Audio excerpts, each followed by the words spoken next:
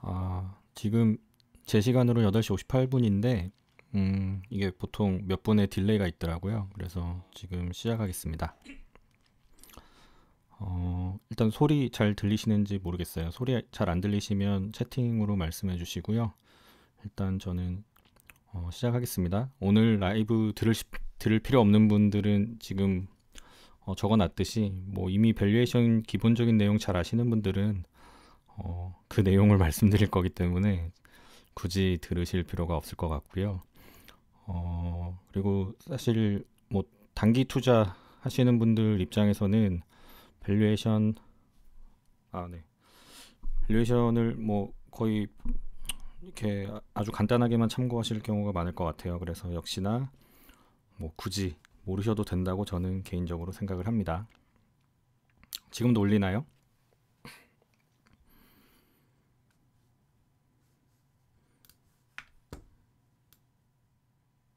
네, 볼륨을 좀 내렸습니다.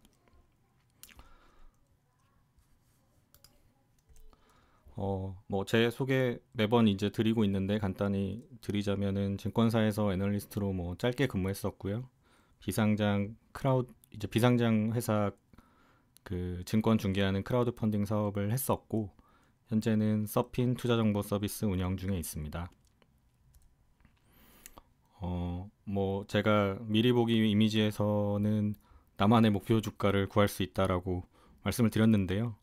뭐 오늘 알려드린 걸 활용하면 사실 불가능한 이야기는 아닌데 또 목표 주가라는 표현 자체를 완전히 충족시킬 수 있을지는 잘 모르겠습니다. 일단 한번 말씀을 드려보겠습니다. 저는 재무 전공자가 아니고요. 밸류에이션에 대해서 제 개인적인 생각은 이게 주식 투자의 굉장히 절대적인 기준이라고 생각하진 않아요. 그냥 주식 투자에 쓸 수 있는 여러 가지 수단 중에 하나에 불과하다라고 오히려 요즘 들어서는 계속 생각을 하고 있고, 밸류에이션도 중요하지만 요즘 제가 집중하는 거는 대중들의 심리를 잘 읽는 사람이 투자를 더 잘할 수 있다는 생각을 가지고는 있습니다. 이 점 참고해 주세요. 네, 그래서 저는 전공자가 아니기 때문에 뭐 교과서 같은 데서 배운 건 아니고요. 제가 일하면서 또는 투자하면서 고민했던 내용 가지고서 말씀을 드리는 겁니다. 뭐 밸류라는 거는 당연히 그 단어 자체에서 아실 수 있다시피 값이죠. 네, 그래서 밸류에이션이라는 거는 값을 매기는 행위입니다. 뭐 밸류에이션에 정답이 있다고 생각하시는 분도 계실 거예요. 근데 저는 밸류에이션은 정답이 없고 다만 끊임없이 그것을 찾아가는 것이다. 그러니까 정답이라기보다는 정답이라고 스스로 믿을 수 있는 그 값을 찾아가는 것이고 또 그 값은 상대랑 거래를 위한 목적으로 쓰이기 때문에 합의되는 것이다라고 생각을 합니다. 그래서 제가 빠져나갈 구멍을 미리 만들어 놓기 위해서 밸류에이션에 정답은 없다 먼저 말씀을 드리고요. 합의한 가격이 정답인데 그럼에도 불구하고 뭐 이제 투자를 하기 위해서 돈을 벌기 위해서는 이 밸류에이션에 대해서 계산하는 법은 알아야 되고 또 이게 어떻게 움직일까? 이제 움직인다는 거는 어떻게 보면 사람들이 합의한 값이 어떻게 움직이냐인 것이거든요. 그래서 이거에 대한 예측이 필요하다. 결국은 이것을 예측하는 행위 자체가 투자이다라고 볼 수 있는 것 같습니다. 예. 밸류에이션은 당연히 시시각각 변하고요. 10분 전에 삼성전자 주가가 장중에는 10분 후에 삼성전자 주가는 완전히 조금 다르게 변할 수가 있죠. 그래서 시시각각 변하고 있고 그것을 설명하는 이론들이 뭐 다양하게 나와 있습니다. 그런데 뭐 저는 뭐 그 이론들을 다 아는 거는 좋지만은 결국 심리에 의해서 대부분 좌우되는 것이 많기 때문에 심리에 대해서 아까부터 계속 말씀을 드리게 되는 것 같아요. 하지만은 이 심리를 바꾸는 요소가 또 밸류에이션이기도 하거든요. 밸류에이션이 변하면은 그걸 받아들이는 투자자들의 심리가 변하니까 결국은 밸류에이션이 어떻게 이루어지는지를 알아야 심리가 어떻게 바뀔지를 예측할 수 있다는 거죠. 네. 그리고 제가 뭐 이거는 제 주관적인 생각이지만 밸류에이션을 어느 정도 할 줄 알면은 조금 빠르게 움직일 수 있다. 다른 투자자보다 뭐 싼 주식을 더 빨리 찾거나 아니면은 애널리스트 리포트가 나오기 전에 밸류에이션을 먼저 스스로 좀 해볼 수 있으면 먼저 움직일 수 있는 여지가 생긴다. 이 점이 이제 제가 투자자로 서 고민해본 뭐 밸류에이션을 알면 좋은 점 중에 하나인 것 같습니다. 필연적으로 밸류에이션을 하기 위해서는 재무제표를 아주 기본적인 내용은 알아야 돼요. 너무 기초적인 내용일 수도 있지만은 아무것도 모르는 분들도 뭐 계시고, 예, 그런 분들 위해서 제가 간단히 좀 말씀을 드리자면, 재무제표는 재무에 관한 모두 제자거든요. 그러니까 모든 표를 말하는 거고요. 그 안에서는 어떤 표들이 있냐면 뭐 재무상태표, 손익계산서, 현금흐름표, 그리고 이제 이 앞에 있는 표들에 표시되지 못해서 뒤에 서술형으로 이제 설명하는 주석이란 게 있습니다. 근데 뭐 이론적으로는 주석이 빠지면 그 모두 제자가 적용이 안 돼요. 무슨 얘기냐면 주석이 없는 재무제표는 재무제표가 아니다. 뭐 이거는 뭐 그냥 이론적인 이야기고요. 이제 제일 먼저 다루는 뭐 재무상태표는 말 그대로 현재 이제 뭐 재무제표는 사람도 만들 수 있어요. 근데 보통은 이제 기업에 적용하는 경우가 많으니까 기업을 기준으로 말씀드리자면 재산 현황입니다. 예. 그러니까 뭐 자산이라는 이제 기업이 돈을 가지고서 어떻게 갖고 있나, 현금으로 가지고 있나, 뭐 기계로 가지고 있나, 부동산으로 가지고 있나, 재산 현황들이 쭉 나오고요. 그 다음에 이제 부채라는 항목에는 그 재산을 사기 위해서 또는 그 가지고 있는 현금이 어디서 왔는지를 설명하기 위해서 이제 부채와 자본으로 나뉘는데, 부채 부분은 꿔온 돈을 어디서 꿔왔는지를 쫙 정리를 해놨고요. 자본은 이제 주주로부터 받은 돈을 정리를 해놨습니다. 근데 이제 단순히 주주로부터 받은 돈만 있는 건 아니고요. 주주들에게 다시 돌려줘야 되지만 일단은 주주 몫으로 남겨놓은 벌은 돈, 그러니까 남은 이익도 이제 자본 항목에 들어가 있습니다. 예, 그래서 이제 회사의 전체적인 순자산에 대해서 이제 재무상태표가 설명이 되어가는 과정으로 이렇게 만들어지고요. 그냥 이론적으로 말씀드리면 이제 그 자본 항목이 사실 이제 주식 투자자들한테는 제일 중요하거든요. 그래서 이 자본 항목은 뭐냐면은 회사를 그냥 이제 오늘부터 더 이상 영업하지 않습니다 하고 분해를 하면 주주들이 이제 자기 거라고 주장할 수 있는 부분이 이제 순자산 또는 자본이라고 부르는 항목입니다. 그리고 이제 손익계산서는 그냥 치킨집 운영하는 거를 좀 생각해 보시면 될 것 같아요. 치킨을 열심히 팔아서 매출을 일으키고, 그 다음에 뭐 아르바이트생이나 요즘은 이제 공유 배달 서비스 많이 이용하니까 그런데 수수료 뗄 거 다 주고 뭐 세금 내고 이러면 남은 게 이제 치킨집 주인이 가지는 돈이잖아요. 근데 이제 이거를 회사로 환산시키면은 이제 회사에 남는 돈을 산출하는 과정입니다. 근데 이게 이제 플러스면 이익이고 마이너스면 적자, 그러니까 손실이겠죠. 예. 그래서 이론적으로는 이 손익계산서 제일 밑에 있는 항목이 보통 이제 단기 순이익인데, 이 순이익은 주주들이 매년 이제 내 거라고 할 수 있는 항목들을 남겨놓은 거예요. 그러니까 마이너스면은 주주들이 이제 마이너스가 나는 거고, 플러스면은 주주들이 이익이 남는 겁니다. 하지만 실무적으로는 내 거지만 내가 찾아갈 수는 없어요. 내가 찾아갈 수 있는 거는 이제 배당이라고 해서 일부 현금화해서 돌려주는 경우가 있는데, 배당을 하지 않는다면 장부상 내 돈이지만 내가 가져갈 수는 없습니다. 이 얘기는 뒤에서 더 자세히 말씀을 드릴게요. 그리고 이제 현금흐름표는 이제 현금흐름표를 더 자세히 봐야 된다, 뭐 이런 이제 그 투자 관련 책을 보면 이런 얘기도 많이 나와요. 근데 이제 왜 그러냐면은 이제 재무제표는 내가 돈을 안 받아도 받을 돈이 생기면은 매출이 일어났다 또는 뭐 이익이 생겼다 이런 식으로 표현하거든요.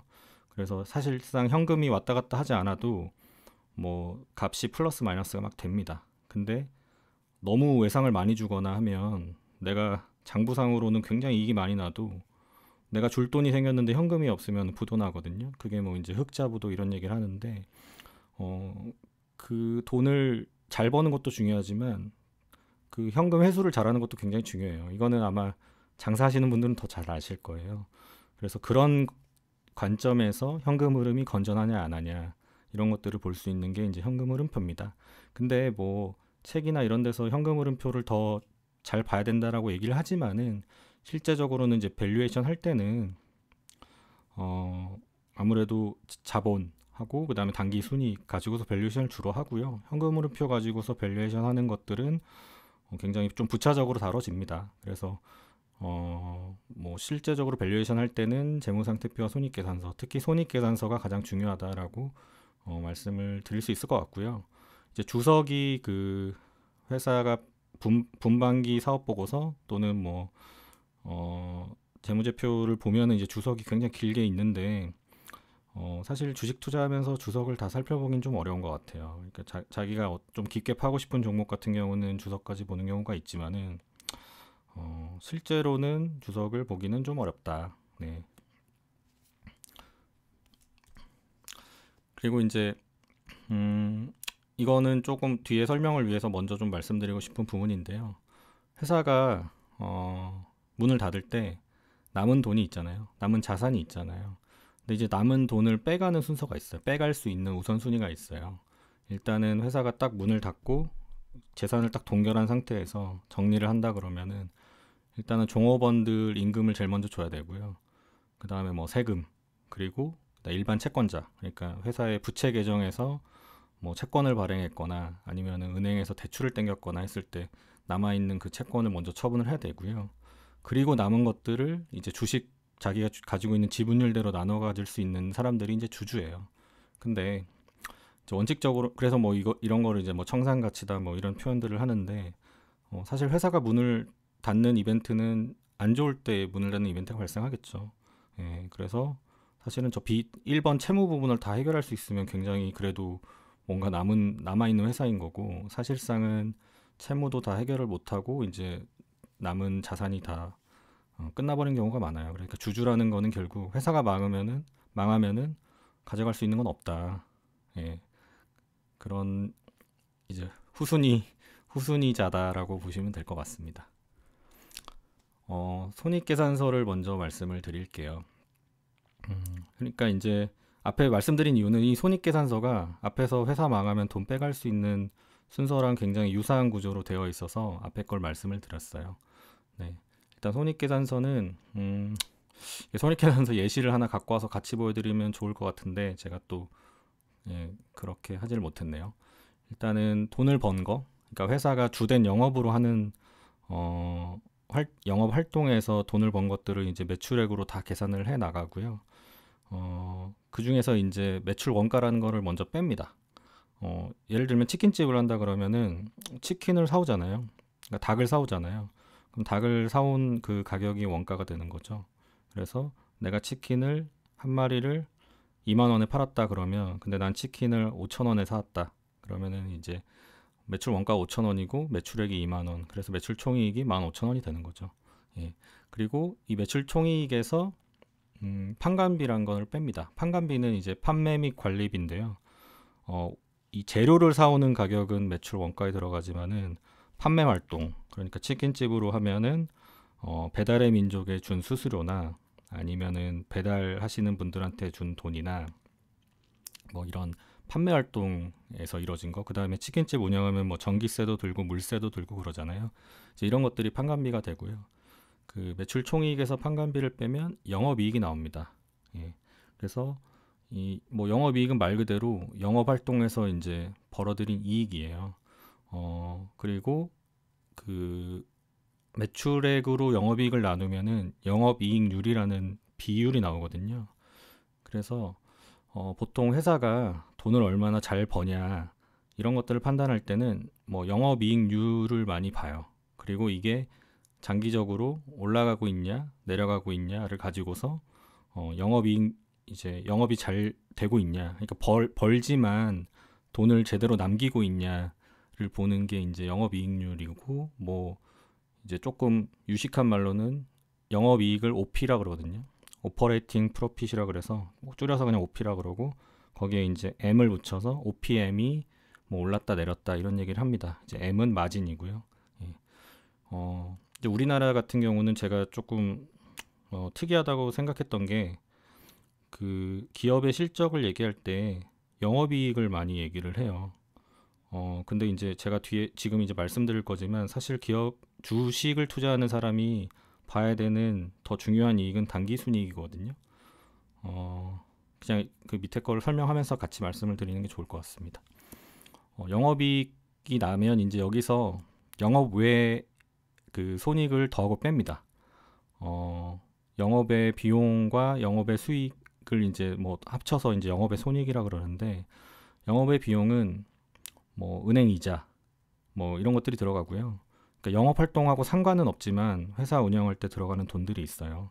예, 그런 것들 중에 이제 마이너스 항목들은 영업의 비용이라고 하고, 회사가 뭐 펀드 투자 해놔서 거기서 수익이 나거나 뭐 아니면은 뭐 달러를 좀 갖고 있는데 이제 그 달러에서 수익이 나서 플러스가 되면은 그런 것들은 이제 영업의 수익에 집어넣어요. 예, 그래서 이런 것 그 영업 이익에다가 플러스 마이너스를 다 하면은 이제 세전 이익이라는 항목이 나옵니다. 뭐 정식으로 재무제표를 보면은 법인세 차감전 이익이라고 뭐 길게 써놓기도 하는데 뭐 같은 얘기죠. 세금 내기 전에 이익이란 얘기고, 이 세전 이익을 가지고서 이제 법인세를 계산을 해요. 그래서 법인세는 뭐 제가 정확히 생각은 안 나는데 우리나라 20 몇 프로였던 것 같은데, 뭐 공제 항목 이런 것들 막 하다 보면은 뭐 20% 좀 안 되기도 하고요. 뭐 그냥 보통 20% 내외라고 생각을 하시면 될 것 같아요.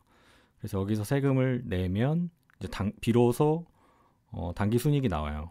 그러니까 이렇게 순서가 이루어지는 이유는 아까 말씀드린 것처럼 여기 이제 판관비의 종업원들에 대한 인건비가 다 나가고 있고요. 영업의 비용에서 뭐 이자가 나가죠. 예, 그 뭐 은행이나 뭐 그런 금융기관에서 대출받는 이자가 나가고, 그 다음에 이제 나라에 내야 되는 세금이 여기서 이제 나갑니다.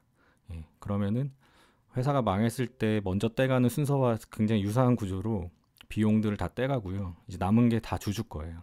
예, 그래서 단기 순이익이야말로 주주의 몫이고, 주주가 들고 있는 이 회사에 대한 권리를 증명하는 증권이 주식이잖아요. 네. 그래서 사실 이제 단기 순이익을 보고서 이 주식의 가치가 결정이 되는 거예요. 네. 그런데 이제 제가 말씀드린 거는 막 주식 시장에서도 막 영업이익을 얘기를 한다는 거죠. 오히려 단기 순이익이 감소해도 영업이익이 증가하면은 주가가 오르는 경우가 있어요. 근데 이제 미국 주식도 하시는 분들을 보면은 미국 주식은 EPS 자체를 가지고서 실적 얘기를 많이 하거든요. 그러니까 뭐 실적 속보가 이제 뭐 앱이나 그런 뭐 블룸버그나 야후 파이낸스 같은 데서 뭐 이렇게 띄우면은 EPS 얼마, 그리고 예상치 얼마, 그래서 EPS가 올랐다 내렸다, 딱 이 얘기를 많이 하거든요. 근데 한국은 영업이익 얘기를 해요. 왜 그럴까요? 한국도 EPS나 당기순이익 얘기를 해야 되거든요. 근데 이제 뭐 저도 정확한 이유는 모르겠지만은 제가 주변에 이제 왜 그럴까 하면서 그 업계에 계시는 분들하고 좀 얘기를 해보니까 한국은 이제 이 영업 외 비용과 영업의 수익이 좀 굉장히 들쭉날쭉해서 이 당기순이익이 굉장히 변동성이 크다는 거죠. 그러니까 우리가 뭐 1년 뭐 아주 단기로 이 회사 투자하고 말 거면 뭐 상관이 없지만은, 어쨌거나 이 회사의 어떤 중장기적인 수익성을 보여주는 거는 영업이익이다. 당기순이익은 너무 뭐 갑자기 영업에서 어떤 일이 발생하면은 마이너스가 되기도 하고 플러스가 되기도 하고, 그래서 회사의 펀더멘탈을 파악하는데 유용하지 않다, 이런 말씀을 해주셔서 제가 어느 정도는 이해를 했어요. 근데 원칙적으로는 단기순이익 가지고서 이제 밸류에이션 하는 게 맞다. 예, 그렇고 뭐 실제로 이제 우리가 제일 잘 아는 밸류에이션 지표인 PER 같은 경우도 EPS 가지고 이제 밸류에이션 하죠. 제가 EPS 설명을 안 드렸는데, 이제 단기순이익은 뭐 이게 이제 분기별로 나오잖아요. 그리고 여기에 이제 주식 수를 나눠주면은 단기순이익이 주식 하나하나당 이제 쪼개져서 해당되는 금액이 나오죠. 그거를 EPS라 그래요. 제가 적어놓은 것처럼 이제 earning per share라고 뭐 영어로 이제 되어 있고요. 이걸 이제 EPS라고 하고요. 그리고 EPS를 이제 주가를 EPS로 나누면은 이게 이제 우리가 뭐 대부분의 투자하시는 분이 잘 아는 이제 PER 또는 줄여갖고 PE라고 부르는 이제 밸류에이션 지표가 나옵니다. 네, 그러니까 말 그대로 내가 주식 하나 가지고 있으면 이 주식 하나에 떨어지는 1년 동안 1년 동안 이제 장사해서 이 주식 하나에 떨어지는 돈이 얼마냐를 얘기하는 거예요. 그래서 뭐 PER이 10배라는 의미는 무슨 얘기냐면 내 주식 하나가 1년에 나한테 떨어지는 게 뭐 예를 들어서 1,000원이다. 그런데 주가가 지금 10,000원이다. 그럼 10배가 되는 거죠. 예. 그러면 이거는 다른 의미로는 물론 그런 일은 없겠지만 일단 가정을 이렇게 하는 거예요. 이 회사가 그냥 1,000원씩 1년에 내가 주식 하나 들고 있으면 매년 1,000원씩 나한테 이제 나에게 떨궈주는, 그러니까 사실 떨궈주는 이런 표현은 맞지가 않네요. 왜냐하면 아까 말씀드린 것처럼 단기순이익을 주주가 꺼내갈 수가 없어요. 예, 근데 이제 꺼내갈 수 있도록 적립되어졌다라고 생각을 하면은 1,000원씩 10년 동안 적립하면 내가 본전을 가져갈 수 있는 거예요. 그러니까 PER 10배란 의미는 기업이 성장하지 않고 그냥 똑같은 이익을 계속 낸다라고 가정했을 때는 10년이면 원본이다. 네. 그게 이제 PER의 의미라고 보시면 될 것 같습니다.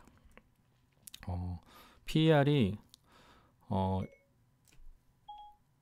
그 PER에서 이제 P가 있잖아요. P는 항상 현재 주가를 얘기하는 거예요. 그러니까 이게 이제 EPS는 사실 현재 EPS라는 건 없거든요. EPS라는 거는 그 기업이 이제 실적 발표를 분기에 한 번씩 하기 때문에 이제 분기에 한 번씩 나오는 거죠. EPS 값은. 근데 이제 P는 매일 나오잖아요. 주말 빼고 장이 열리는 시간은 매일 나오고 뭐 장중에도 P는 계속 바뀌는 거니까요. 예, 그래서 P는 항상 그냥 뭐 내가 뭐 오늘 PER에 대해서 얘기를 한다 그러면은 장 전이면은 전일 종가를 적용해야 되는 거고 뭐 장 후면은 이제 오늘 종가를 적용해서 이제 계산을 해야 되는 거죠. 근데 이제 EPS가 말씀드린 것처럼 분기에 한 번씩 나오다 보니까 이제 이 EPS를 어떻게 적용하느냐에 따라서 PER이 아주 그 천차만별로 달라져요. 그러니까 이런 경험을 하신 분들이 있을 거예요. 네이버 증권에 가서 PER을 봤더니 15배다. 근데 이제 증권사 레포트에 나와서 똑같은 종목의 그 PER 숫자를 보니까 11배다. 이렇게 뭔가 똑같은 PER인데 여기는 15배고 여기는 11배다. 이렇게 나와서 이제 좀 당황하셨던 경험이 있으신 분들이 있거든요. 근데 이제 이게 그렇게 된 이유는 이게 EPS 계산하는 법이 다르기 때문이에요. 네. 그래서 이제 이 EPS를 어떻게 계산하느냐에 따라서 PER의 종류가 굉장히 여러 가지가 있습니다. 그래서 사실은 뭐 오늘 이것만 알아가셔도 저는 이걸 모르셨던 분들한테 좀 유용하다고 생각을 하는데요. 이제 PER의 종류를 좀 말씀드려보자면은 실적은 분기마다 한 번씩 발표하지만 이게 우리가 연도라는 게 있잖아요. 그래서 매 연도 말에 그 지난 4개 분기 1년 동안의 EPS를 더하면은 그러니까 4개 분기를 더하면은 1년간의 이제 EPS가 되겠죠. 그래서 제가 적어 놓은 것처럼 연도 말 기준 PER 가로 열고 2019라고 하면은 이게 자꾸 시리가 뜨네요. 그 2019년 1, 2, 3, 4분기 EPS를 더한 거를 현재 이제 주가에서 나누면은 그 2019년 말 PE가 되고요. 제가 알기로는 네이버 증권에 PE가 2개가 나와 있는데 PER이 그 중에 하나가 이제 이런 식으로 가장 최근 결산이 완료된 그 연도 말 연간 EPS 기준으로 이렇게 산출을 해놨어요. 근데 이거는 별 의미가 없습니다. 그래서 그 네이버 증권에서 나온 그 PER은 안 보셔도 되고요. 또 하나가 이제 TTM이라는 게 있습니다. 이게 뭐냐면은 트레일링 12 months를 줄여서 TTM이라고 하는 건데 요거는 뭐 나름의 좀 의미는 있어요. 이건 뭐냐면은 위에처럼 제가 지금 2020년 3분기 실적 발표까지 이뤄지고 4분기 실적 발표가 일부 기업은 이뤄지고 대부분의 기업은 아직 안 나왔거든요. 그럼 이런 경우에는 이게 트레일링은 이제 질질 끌고 온다는 얘기잖아요. 그러니까 현재가 딱 있으면은 현재로부터 지금 2020년 3분기 그리고 2020년 2분기 그다음 2020년 1분기 그리고 2019년 4분기 이렇게 과거의 4개 분기를 더해 가지고 그게 이제 한 개의 연도가 아니라 뭐 2개 연도에 이렇게 찢어져 있다 하더라도 그냥 이 분기들이 계속 연속되는 것으로 보고 과거 실적 발표가 난 4개 분기 EPS를 더해서 그거를 현재 주가에서 나눠주는 게 이제 TTM이에요. 예, 그래서 사실 이것도 밸류에이션, 그러니까 주가를 그러니까 쉽게 얘기하면 애널리스트가 보고서에서 이렇게 자주 쓰는 그런 PER은 아닌데요. 뭐 어쨌거나 전년도 말, 그러니까 지금 시점에서 2019년 말 PER을 보는 것보다는 조금 더 최신 EPS가 들어가 있는 거죠. 네. 그리고 이제 그 다음 것들이 이제 조금 쓸만한 것들입니다. 이제 2022라고 써 있는 PER이 있잖아요. 이제 여기서 2는 estimate이라고 이제 추정치란 얘기예요. 그래서 지금 사실 2021년 1월이지만은 2020년 4분기 실적 발표가 아직 다 안 나왔다고 말씀을 드렸잖아요. 그러다 보니까 2020년 말 실적은 예상치만 존재하는 거예요. 이제 애널리스트의 추정치들이 4분기 거가 남아 있는 거죠. 그러면은 2020년 1, 2, 3분기는 실제로 회사가 발표한 EPS를 쓰고 2020년 4분기는 아직 발표가 안 됐으니까 이제 애널리스트 추정치의 평균인 뭐 컨센서스의 EPS를 쓴다. 그렇게 4개를 더하면은 2020년 말 기준 EPS를 이용한 PER이 산출이 됩니다. 근데 이제 제가 여기도 노란색 표시를 안 했잖아요. 왜냐면은 요거는 현재 시점으로 봤을 때는 이거는 뭐 2020년 한 여름 정도까지는 좀 어느 정도 쓸만한 지표인데 지금은 2020년 거의 뭐 이제 지나버렸기 때문에 사실 지금은 대부분 이제 제일 뒤에 적혀 있는 2021년 예상치 기준 PER을 쓰거든요. 예, 그래서 이 예상치가 최대한 많이 반영되는 방식으로 그 애널리스트 리포트나 뭐 시장에서 얘기하는 PER이 활용이 된다는 거예요. 예, 일단은 그 앞에 12MFWD라고 써 있는 PER 먼저 말씀드릴게요. 어떻게 보면은 이게 이제 애널리스트 리포트에서 가장 자주 사용되는 PER이에요. 뭐냐면은 트레일링 그 12months랑 뭐 약간 반대되면서 비슷한 개념이에요. 그러니까 지금 2020년 3분기 실적 발표까지 이루어졌다고 보면은 2020년 4분기 실적 예상치부터 2021년 3분기 실적 예상치까지 앞으로 다가올 4개 분기의 예상치를 다 더해서 이거 가지고 PER을 계산하는 거예요. 그러니까 왜 이런 어떻게 보면은 더 불확실한 숫자들이 많이 반영된 PER들을 많이 쓰냐면은 어떻게 보면은 이거는 좀 말이 될 수가 있어요. 왜냐면은 지금 주식을 거래하는 거는 이미 발표된 실적 가지고 거래하는 게 아니라는 거예요. 주식 투자자들은 언제나 이제 미래의 그 이익 예상치를 가지고서 주식을 거래하는데 이미 나와 있는 실적이 섞이면 안 된다는 거죠. 오히려 다 예상치로 이루어져 있는 숫자들이 현재 주가를 판단하는 데 중요하다. 예, 이런 개념으로 이제 이런 숫자들을 쓰는 겁니다. 그래서 제 말이 틀리면 나중에 꼭 알려주세요. 제가 알기로는 지금 대부분의 이제 애널리스트들이 그 보고서에서 적용하는 PER 숫자들은 12개월 포워드, 그러니까 12M FWD가 이제 12개월 포워드거든요. 그래서 이걸 쓰거나 아니면 2021년 그 말 기준 EPS를 가지고서 쓰는 PER을 쓴다라고 보시면 될 것 같습니다. 물론 이거는 이제 PER을 밸류에이션의 수단으로 쓸 때 해당되는 겁니다. 역시 또 시간이 많이 흘렀네요.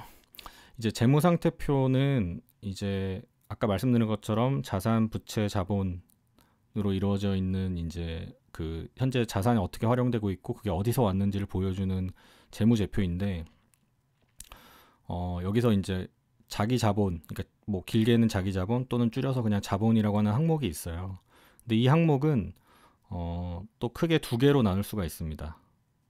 세 번째 제가 동그라미로 적어놓은 부분인데요. 자본과 관련된 계정이 있고 이익과 관련된 계정이 있습니다. 자본과 관련된 계정은 그냥 간단히 말씀드리자면 주식을 발행해서 그 대금이 들어와서 쌓여있는 계정이에요. 무슨 얘기냐면 유상증자를 하면 할수록 자본과 관련된 계정이 커지는 거고요.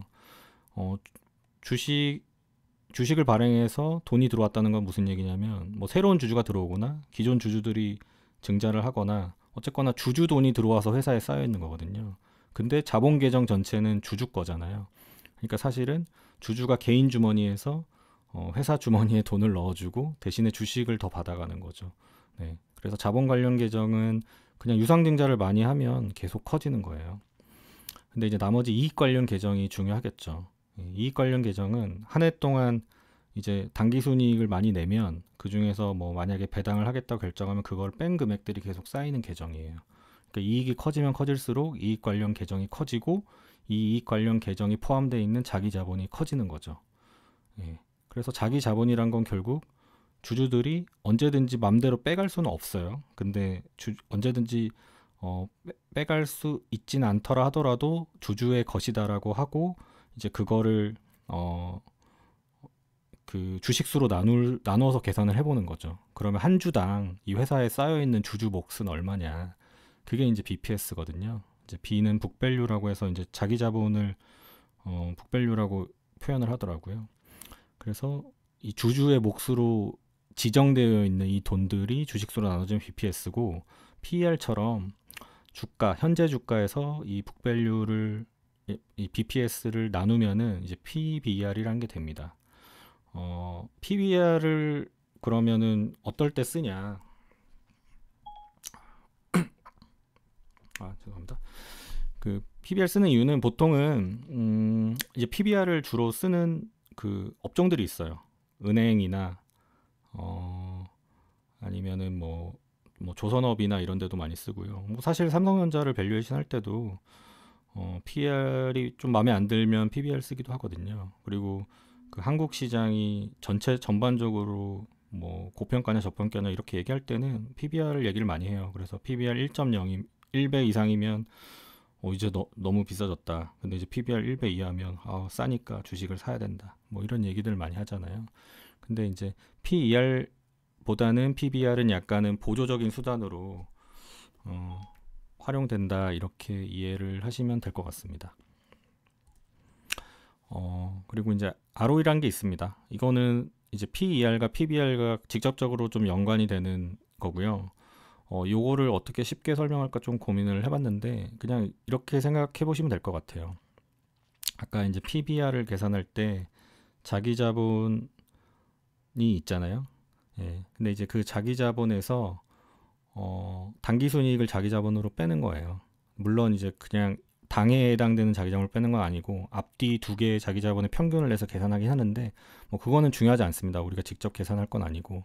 그래서 ROE를 보면은 보통은 뭐 작은 회사는 뭐 1%짜리도 있고 뭐 많은 회사는 뭐 10% 넘는 회사들도 있어요. 근데 이제 이렇게 설명드리면은 좀 유용하지 않은 것 같고 ROE라는 건 결국 그런 것 같아요. 그냥 주식 투자자의 관점에서 보면은 제가 그냥 여유자금 1,000만 원이 있어요. 근데 이거를 예금 1%짜리 예금에 집어넣으면 뭐 말 그대로 그 원금 보장이 되니까 1%의 수익이 들어오겠죠. 근데 ROE가 4%짜리 회사에 집어넣으면 근데 이 회사가 기존의 ROE가 4%였는데 뭐 다음 해에도 또 ROE가 4%라고 가정을 하면은 내가 집어넣은 돈이 자기 자본 계정에 들어가서 이제 4%의 당기 순이익을 내서 그 자기 자본이 4% 증가하는 거죠. 예. 그래서 그냥 은행 예금이나 뭐 펀드 또는 ELS 이런 금융 상품의 어떤 수익률하고 좀 비슷한 개념이다라고 보시면 될 것 같아요. 그러면 ROE가 만약에 1%인 회사면 투자하면 안 되겠죠. 그냥 은행에 넣어놔도 1%를 준다 그러면은 이제 주식이란 거는 아까 말씀드린 것처럼 그 회사가 잘 안 됐을 때는 모든 채권자한테 돈을 다 주고 남았을 때 내가 찾을 수 있는 건데, 그러니까 원금 보장이 안 되는 건데 은행하고 똑같은 수익률을 주는 기업을 살 필요는 없는 거죠. 예. 사실 ROE에는 뭐 이제 뭐 COE라 그래서 이제 주식에 대한 기대 수익률하고 이제 비교를 해서 하는 개념들이 있는데 오늘은 거기까지는 말씀을 안 드리겠고요. 일단 ROE는 그냥 금융투자 상품의 수익률을 보는 것과 비슷한 관점으로 기업이 주주돈을 가지고 벌어들이는 그 이익의 수익률이 어느 정도 되냐를 기업들 간에 비교할 수 있는 지표라고 생각을 해보시면 될 것 같아요. 네. 자, 그 사실 밸류에이션은 오늘 PER, PBR, ROE 말고도 무수하게 많아요. 지금 질문 올려주신 분 보면은 이제 뭐 EV, EBITDA도 말씀을 해주시는데 솔직히 그 저는 제 이 시각이 왜곡돼 있을 수도 있는데 주식시장에서 PER, PBR을 제일 많이 쓰잖아요. 근데 이제 EV 에비타를 동원했다는 건 PER, PBR로 원하는 밸류에이션 안 나올 때 이제 동원하는 거거든요. 물론 EV 에비타를 이제 M&A 시장에서는 오히려 뭐 PER, PBR보다 더 많이 쓴다는 것은 알고는 있습니다만은 뭐 저희는 이제 주식 시장을 중심으로 말씀드리니까 전통적인 지표와 비교해서 어떻게 보시나 잘 안 쓰는 거를 끌어다 쓸 때는 그 회사의 어떤 독특한 사정이 있거나 아니면은 PER, PBR에 문제가 있다. 네, 특히 이제 뭐 IPO 할 때 대부분 다 PER 쓰는데 뭐 PBR 쓰거나 PSR, 그러니까 이제 S는 이제 매출액 가지고 쓰는 건데 뭔가 보조적인 걸 끌어다가 굳이 잘 쓰는 거 대신 쓴다는 거는 뭐다 나름의 그 분명한 사정이 있다는 거거든요. 네, 아무튼 그렇고요.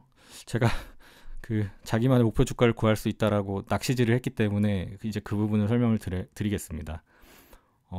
회사가 내가 어떤 회사의 목표 주가를 매기고 싶어요.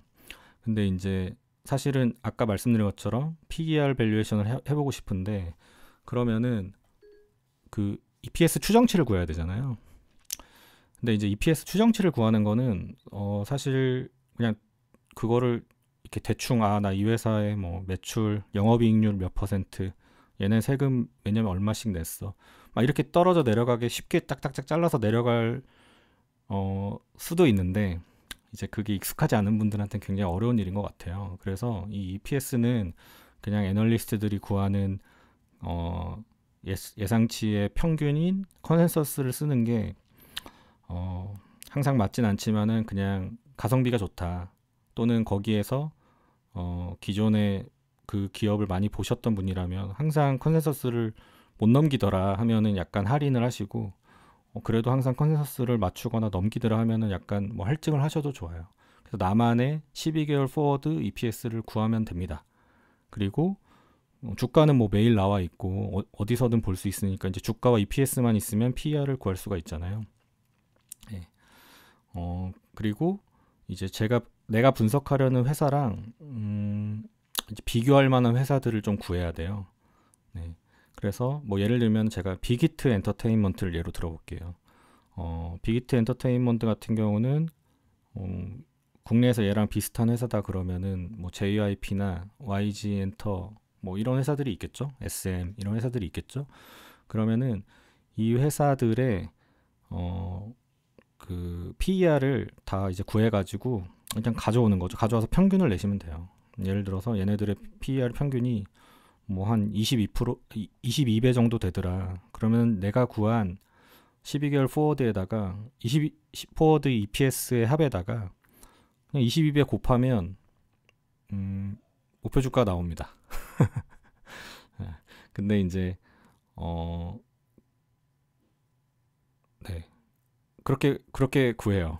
애널리스트들이. 근데 이제 조심하셔야 될 게 아까 PER 종류가 굉장히 많다고 말씀드렸잖아요. 똑같은 PER을 써야 돼요.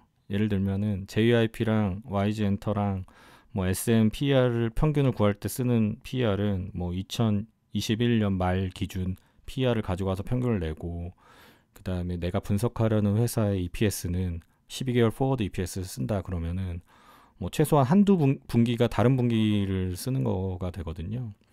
그래서 그런 경우에는 뭐 당연히 그 오차가 발생할 수밖에 없습니다. 물론 오차라는 얘기는 조금 말이 안 돼요. 왜냐하면 밸류에이션은 정답이 없고 내가 어느 정도 참고할 수 있는 숫자로 쓰는 거거든요.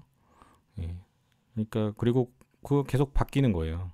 밸류에이션은 왜냐면은 내가 그 비교 기업의 PER을 구해왔지만 그 PER은 P 나누기 EPS잖아요. 그럼 P는 매일 바뀌잖아요. 내가 오늘 구해도 내일 또 바뀌어요. 그러니까 애널리스트 리포트가 예를 들어서 어떤 기업에 대해서 분기에 한 번 정도 나오고 거기에 밸류에이션이 있다. 그 리포트가 뭐 어제 나왔다. 그럼 오늘 이미 그 리포트에 써 있는 숫자들은 계속 조금씩 바뀌는 거예요. 네. 근데 이제 그거를 3개월 동안 거기 리포트에서 그렇게 밸류에이션 했으니까 그렇게 쓰면 되지라고 생각하지만 P가 갑자기 뭐 상한가를 한번 가버리면 완전히 다른 숫자가 돼버리거든요. 그러니까 밸류에이션은 사실은 고정되어 있지 않기 때문에 그 어느 정도를 가늠하는데 쓰는 게 유효하지 거기에 너무 몰두하시면은 굉장히 그 맞지가 않습니다. 네. 그리고 이제 단순히 이렇게 곱하기 나누기로 다 이제 계산이 되면은 참 좋을 텐데, 세 번째 제가 적어놓은 것처럼 구해진 숫자에 좀 정성평가를 해서 또 할증이나 할인을 적용을 합니다. 이게 이제 애널리스트 분들도 적용을 하고, 그다음에 뭐 IPO 할 때 상장 기업의 공모가 정할 때도 적용을 하고요. 뭐 M&A 할 때도 적용을 하겠죠. 그러니까 모든 밸류에이션은 나름의 어떤 논리 가지고서 더하고 빼고 곱하고 나누고 하는데 마지막에 이렇게 할인 할증을 해요. 그래서 어떻게 보면 그 앞에 좀 엄밀하게 뭔가 로지컬하게 적용했던 그 숫자가 할인 할증은 굉장히 자의적으로 적용이 되거든요.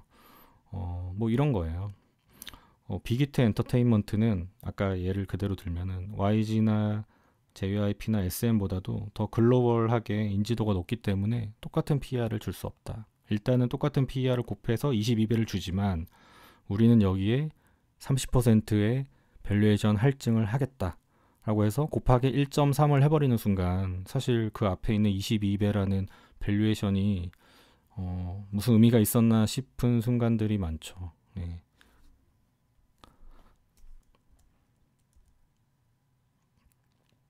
그래서 제가 여기 적어놓은 것처럼 결국은 이제 목표 주가 또는 뭐 밸류에이션 이런 것들이 다들 이게 숫자라는 게 정답이 없잖아요. 그리고 계속 바뀌고, 예. 그래서 다 결국은 사람들의 마음속에 있는 거예요. 근데 이제 내 마음속에만 있고 다른 사람들의 마음속에 들어가지 않으면 이제 의미가 없는 거죠. 그러니까 내가 했던 어떤 논리가 다른 사람이 듣고 그래 네 말 어느 정도 맞는 것 같아. 또는 내가 어떤 사람과 거래할 때 나는 뭐 우리 회사 1조에 팔겠다. 그러면은 상대방이 왜 너가 1조라고 생각하니? 그러면 이런 밸류에이션을 얘기를 해주면 그래 뭐 근데 뭐 10% 할인하자. 9천억에 거래하자. 이런 식으로 이제 활용이 되는 거거든요. 네. 네.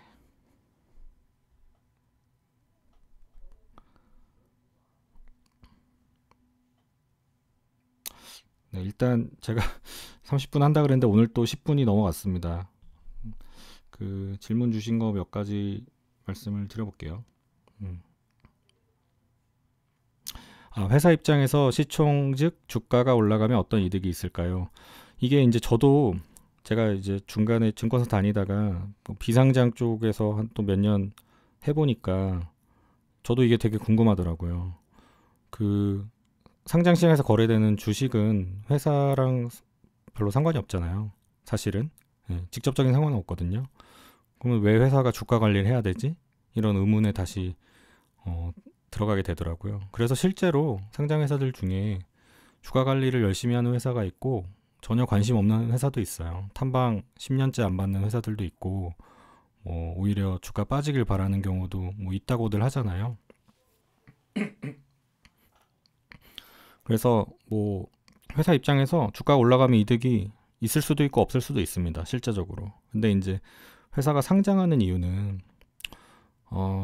사실 이게 회사가 상장하는 이유는 언제든지 돈을 쉽게 조달할 수 있다는 점 때문에 상장을 하는 거거든요. 그게 이제 첫 번째고 두 번째는 뭐 회사의 브랜드 가치가 올라간다 이런 얘기를 하는데 주가가 빠지면 뭐 브랜드 가치가 내려가겠죠. 그래서 결국 제일 중요한 거는 원하는 순간에 언제든지 자금을 조달할 수 있는 환경에 놓여진다. 그래서 결론적으로는 잘 안 망한다. 그게 이제 상장의 가장 큰 이점인 것 같거든요. 근데 회사가 그냥 계속 꾸준하게 돈 벌고 그냥 나는 성장시키고 싶지 않고 이거 그냥 계속 이대로만 갔으면 좋겠다라고 생각하는 경영자가 운영하고 있는 경우에는 주가 올라도 그렇게 좋을 게 없습니다. 네, 이거는 케바케인 것 같아요. 근데 대부분의 회사들이 결국은 계속 끊임없이 성장을 하기를 바라기 때문에 그래도 주가가 올라야 자금 조달할 때 이제 주식을 좀 더 조금 발행하더라도 똑같은 돈을 조달할 수 있잖아요. 그런 관점에서는 이제 주가가 오르면 자금 조달이 더 수월하다. 그러니까 기존 주주의 주식 희석이 이제 줄어든다라는 점이 있겠죠.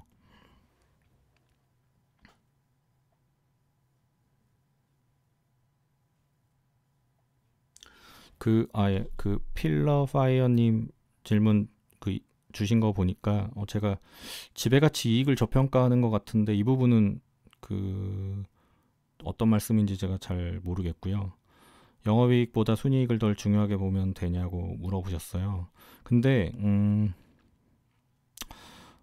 이게 이제 영업이익이 만약에 마이너스인데 순이익이 플러스 났다는 건 무슨 얘기냐면 영업 외딴에서 뭔가 들어왔다는 거잖아요. 예를 들면 부동산 빌딩이 장부에는 뭐 한 500억 잡혀 있던 게 실제로는 한 1200억에 팔려가지고 한 700억 정도 영업외에서 이익이 발생해서 영업이익은 마이너스인데 당기순이익은 플러스다. 그러면은 그거는 내년부터 계속 내년은 없는 이익이잖아요. 올해만 어떤 일회성으로 들어온 이익이고. 그래서 오히려 근데 이제 그 돈을 사실 주주들한테 배당해 줄 건 아니거든요. 물론 회사에 현금이 생긴 거죠. 700억이. 그래서 그걸로 또 뭔가를 잘할 수 있다고 볼 수도 있지만 그 돈을 그 이익이 늘어난 거를 밸류에이션에 그대로 온전히 반영한다면 그 다음 해에 다시 마이너스, 그러니까 영업에서 어떤 그 드라마틱한 변화가 없다면 또 다시 마이너스거나 뭐 그렇게 그 정도 되는 이익을 못 올릴 거기 때문에 오히려 좋다고 보기보다는 조금 주의해서 봐야 되는 점인 것 같습니다. 그거를 밸류에이션에 반영을 할 때는 빼고 반영하는 게 맞을 것 같아요.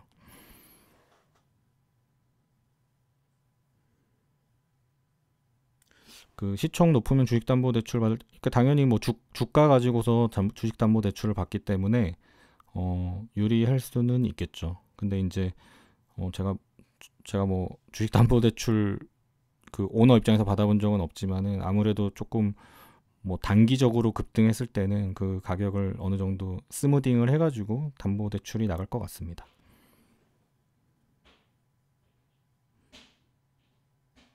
그러니까 영업이익보다 영업이익률이 더 중요하냐? 이거는 사실 그렇게 말할 그러니까 단편적으로 말하기는 좀 어려운 것 같아요. 그러니까 매출이 떨어지면 영업이익률이 올라가는 거거든요. 그러니까 매출은 낮은데 영업이익이 뭐 예전 뭐 그러면 높아질 수가 있잖아요. 그래서 꼭 그렇게 말할 수는 없을 것 같고요. 다만 이제 트렌디하게 매출도 올라가는데 영업이익률은 더 올라간다. 물론 당연히 이제 그 영업 레버리지 효과가 있으니까 매출이 올라가면 영업이익률은 조금씩 더 올라가는 게 자연스럽긴 한데 그게 이제 특별히 더 올라가거나 어떤 특별한 사유로, 그러니까 뭐 공장을 돌리면 공정이 더 효율화돼서 비용이 줄어들어서 또는 뭐 공장 자동화가 돼서 그런 식으로 이제 올라가는 거면은 좋은 거겠죠. 그래서 사실은 이게 밸류에이션도 그래요. 숫자 자체만 놓고 보면은 좋아져도 사실은 왜 좋아졌는지를 봐야 되거든요. 그러니까 이거는 약간 그냥 선생님만 같은 얘기일 수도 있는데 재무제표 숫자만 보지 말고 주석도 봐야 된다라고 얘기하는 거랑 똑같은 이유예요. 예, 그래서 뭐 주석을 다 보라는 말씀은 아니고 그냥 그 이유를 알아야 된다. 예, 그래서 예, 그런 확인이 이제 단순히 숫자만 보는 거와 병행돼서 이루어져야 된다라는 생각이 듭니다. 네, 이제 주신 질문들에 대한 코멘트는 다 드린 것 같고요. 혹시 질문 더 있으실까요?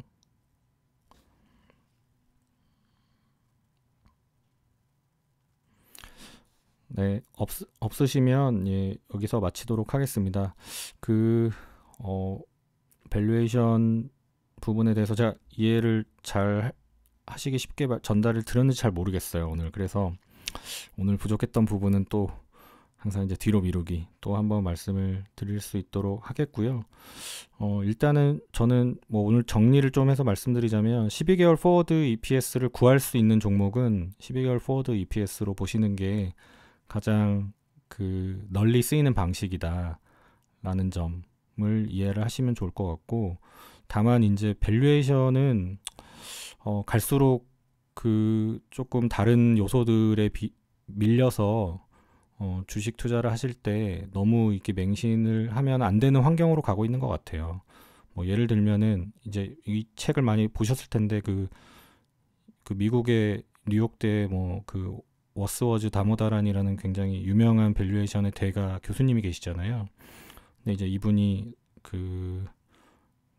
내러티브 앤 넘버스라는 책 쓰셔서 저도 봤는데, 이분이 이제 몇 년 전에는 이분이 이제 뭐 그냥 트위터에서 막 자기 밸류에이션 한 거 막 올리거든요, 모델을. 근데 이제 제가 뭐 정확히 모르겠어요. 정확한지 모르겠는데 테슬라 막 말도 안 된다. 테슬라 밸류에이션 이거는 무조건 매도다 하면서 이제 밸류에이션 해보면 말이 안 된다는 얘기를 많이 하시다가 그 책에서 약간 그 자기 반성적인 고백을 하시거든요.